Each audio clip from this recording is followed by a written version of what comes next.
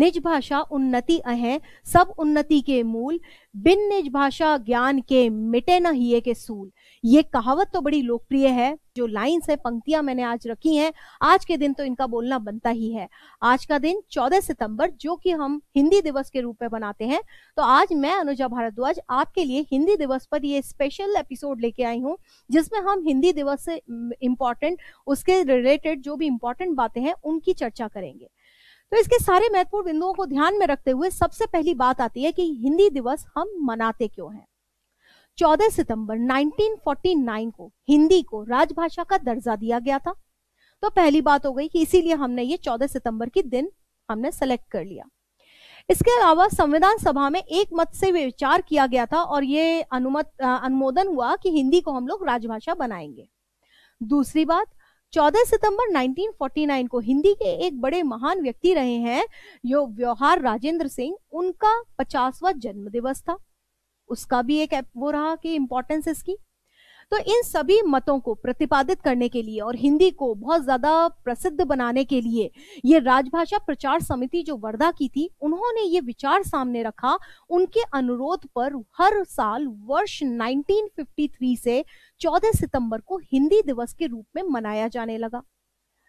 भारत जब आजाद हुआ था तब से ये विचार तो आ रहा था मन में कि कैसे हम हिंदी को प्रोत्साहन करें और हिंदी को बढ़ावा दें। बहुत सारे लोग थे जिन्होंने इस क्षेत्र में काम भी किया, जैसे कि काका कालेकर थे, मैथिली शरण गुप्त, और जो आपके हजारी प्रसाद द्विवेदी रहे हैं, सेठ गोविंद दास रहे हैं। इन सभी का कार्य बहुत ही उल्लेखित है हिंदी के क्षेत्र में। इन सबकी इच्छा थी कि हिंदी को राजभाषा का दर्जा दिया जाए।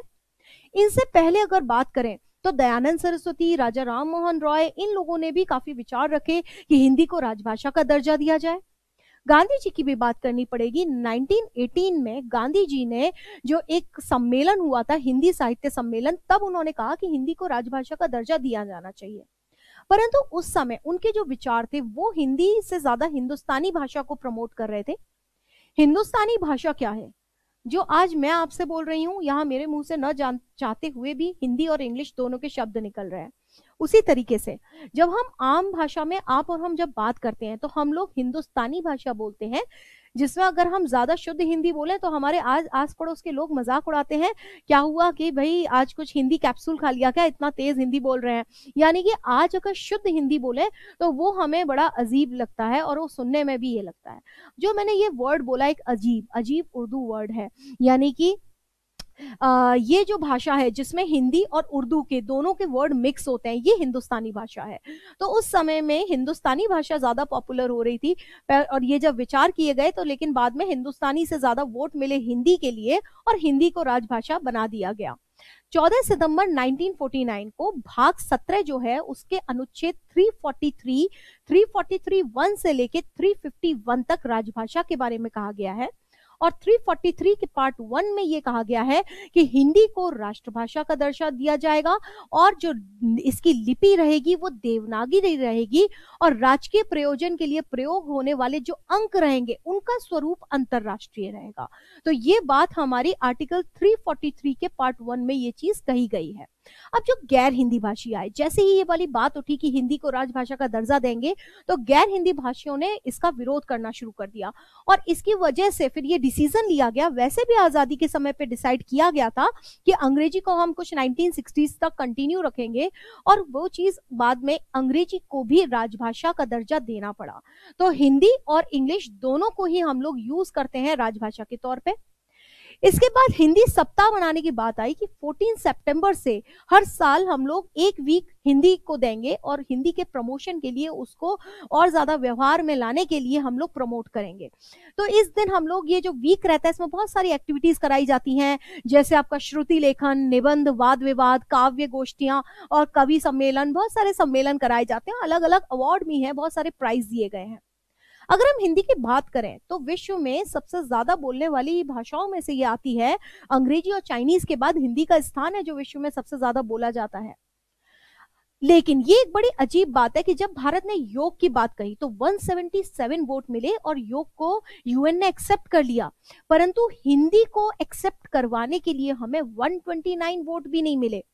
तो ये एक बड़ी गड़बड़ बात हुई। और यूएन में आज जो 6 उनकी राजकीय भाषाएं हैं, जिनमें कि English, Chinese, French, Russian, Arabic और स्पेनिश है, उनमें हिंदी को स्थान नहीं मिल पाया, जबकि विश्व में हिंदी बोलने वाले बहुत सारे लोग हैं। तो हमने ये जो शुरू किया, और आज अगर हम भारत की बात कहें तो बहुत सारे ऐसे आर्टिकल और लेख पढ़े हैं मैंने, जिनमें कि ये होता है कि हिंदी तो अपने देश में ही दासी बन के रह गई, क्योंकि आज हम शुद्ध हिंदी में बात करना उसको थोड़ा कमतर आंकते हैं। हम उसमें रेस्पेक्ट फील करते हैं कि यदि आपको अच्छे से इंग्लिश बोलनी आती है तो उसको आप अच्छा मानते हैं। इसके साथ ही इस जो हिंदी पखवाड़ा मनाया जाता है हर साल, या हिंदी सप्ताह जो मनाया जाता है, इसके अंतर्गत हमने बहुत सारी एक्टिविटीज रखी और एक पुरस्कार देने का प्रयोजन भी है इसमें है। तो राजभाषा गौरव पुरस्कार एक दिया जाता है यदि आप साइंस और टेक्नोलॉजी यानी विज्ञान और प्रौद्योगिकी के क्षेत्र में अगर आप हिंदी का प्रयोग करेंगे और आपने ऐसा कोई उत्कृष्ट उदाहरण दिया तो आपको हिंदी गौरव पुरस्कार दिया जाएगा। और ये जो आपके राजभाषा गौरव पुरस्कार है, इसके अंतर्गत फर्स्ट प्राइज जो पहला पुरस्कार है वो 2 लाख रुपए, दूसरा पुरस्कार इसमें 1.5 लाख रुपए और तीसरा पुरस्कार 75,000 रुपए का इसमें प्रावधान है। साथ ही साथ कुछ 10-10 हजार की प्रोत्साहन राशि भी दी जाती है। इसके साथ ही एक राजभाषा कीर्ति पुरस्कार भी दिया गया और इसके अंतर्गत भी 39 तरीके के पुरस्कार देने का प्रावधान है। अमर उजाला ने एक मुहिम चलाई थी 2015 में, वो मुझे बहुत अच्छी लगी थी। उसमें था कि एटलीस्ट एक दिन यानी कि हिंदी दिवस वाले दिन जब भी आप ट्विटर पे कोई ट्वीट कर रहे हैं तो वो शुद्ध हिंदी में करें। तो ट्विटर को भर दीजिए हिंदी से। तो यही तो हिंदी का प्रमोशन है। ये भी एक त्योहार की तरह मनाइए कि हम अपनी मातृभाषा को, जो हमारी इंडिजिनस लैंग्वेज है, उसको सेलिब्रेट करते हैं। तो आपके साथ भी ये अनुरोध है कि अब आप आज के दिन जो भी कमेंट करें तो उसको हिंदी में करें, इंग्लिश में ना करें, और जो हमारी व्हाट्सएप लैंग्वेज है वो तो बिल्कुल ही नहीं करें। तो इस तरीके से राजभाषा कीर्ति पुरस्कार, गौरव पुरस्कार, ये सब का प्रावधान रखा गया। अब इसकी आलोचना भी हुई कई बार इस हिंदी दिवस की। ये आलोचना क्या कही कि आप सिर्फ एक दिन या एक वीक हर साल सेलिब्रेट करेंगे तो उससे कुछ नहीं होगा। हिंदी को यदि वाकई में आपको बढ़ावा देना है तो हर रोज जो आपकी रोजमर्रा की एक्टिविटीज हैं, जो भाषा है हमारी, उसमें हमें अच्छे से अच्छे हिंदी को प्रयोग में लाना पड़ेगा। और साथ ही साथ हिंदी को यूज करने में हमें गौरव महसूस होना चाहिए, ना कि हम उसे किसी अन्य भाषा से कमतर आंकें। आज अगर आप चाइना जाएंगे, स्पेन जाएंगे, फ्रांस जाएंगे, उनको कोई शर्म नहीं है ये बोलने में कि उनको इंग्लिश नहीं आती। वो बोलेंगे ओनली चाइनीज, ओनली फ्रेंच और आई नो ओनली स्पेनिश। यानी कि वो इतना ही सीखते हैं अंग्रेजी कि वो थोड़ा बहुत ट्रांसलेट आपको बता पाए, इसके अलावा उनको कोई इंटरेस्ट नहीं है कि इंग्लिश सीखनी है। परंतु हमारे यहाँ पे आज भी इंग्लिश सीखना एक कंपल्सरी माना जाता है। हालांकि उसके फायदे भी कुछ रहे हैं, जैसे कि हम IT सेक्टर में काफी डेवलप कर लिए कि BPO services, call centre services, बहुत बड़ा प्रोपोर्शन है जो आपका पॉपुलेशन का वहां पे एम्प्लॉयमेंट पा रहा है। वो इसी वजह से कि जो भी MNCs है वो हमारे यहाँ से IT सर्विसेज ले रही हैं, क्योंकि यहाँ पे हिंदी और इंग्लिश द्विभाषी बहुत ज्यादा बड़ी संख्या में है। भारत एक ऐसा देश है जिसमें काफी सारी बड़ी संख्या में पॉपुलेशन को अंग्रेजी बोलना और समझना, पढ़ना आता है। तो ये एक बहुत इंपॉर्टेंट बात है। देश के 77% लोग हिंदी पढ़ते हैं और बोलते हैं, यानी कि काफी बड़ा देश का भी, भारत का भी काफी बड़ा पॉपुलेशन का पार्ट है जो कि हिंदी में ही बोलता है। और 10 जनवरी को तो विश्व हिंदी दिवस भी मनाया जाता है, वर्ल्ड हिंदी डे सेलिब्रेट किया जाता है 10 जनवरी को, परंतु 14 सितंबर को आपका राष्ट्रीय हिंदी दिवस मनाया जाता है। हिंदुस्तानी और हिंदी की तो हम बात कर ही चुके कि हिंदुस्तानी आजकल की भाषा में भी ज्यादा पॉपुलर है, परंतु जो शुद्ध रूप है वो तो हिंदी ही है। हिंदी के अलावा हमारे यहाँ अगर हम बात करें कि जो भाषा परिवार हैं वो कितने हैं, बहुत सारे हमारी परीक्षाओं में भी पूछा गया है, तो आपके साथ मेरा डिस्कस करना बनता है। अभी हाल ही की परीक्षाओं में भी बात हुई है NDA के एग्जाम में कि भारत में कितने भाषा परिवार हैं। तो 4 भाषा परिवार हैं।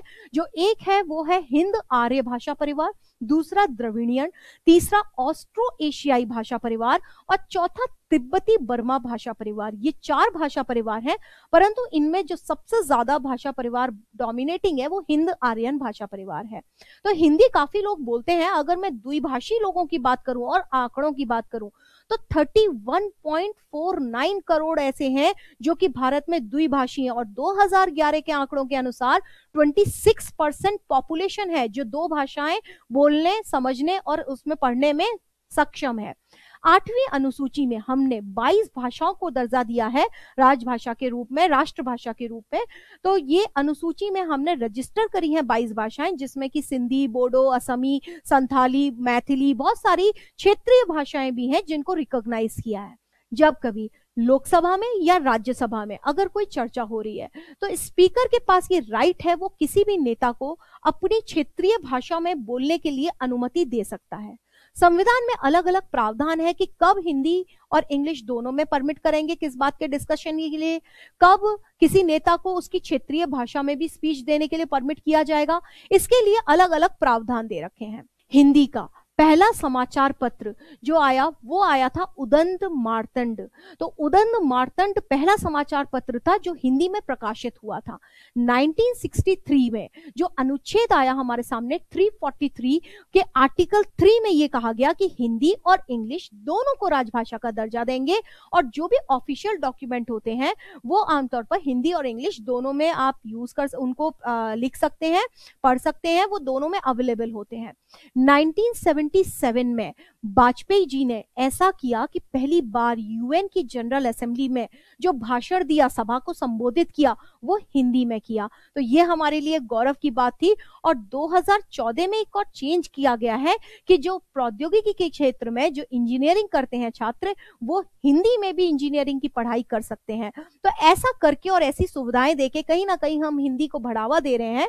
तो क्षेत्रीय भाषाएं तो इंपॉर्टेंट हैं ही, परंतु हिंदी जो कि हमारी मूल भाषा है, जिससे कि सभी भारत की अन्य भाषाएं इंटरलिंक्ड है, कहीं ना कहीं समान शब्द भी मिलते हैं, उसे हमें खोने नहीं देना है और उस पर अपनी पकड़ बनाए रखना है। और हिंदी बोलने में और हिंदी समझने में आपको कभी भी शर्म महसूस नहीं करिए, गौरव का महसूस करिए।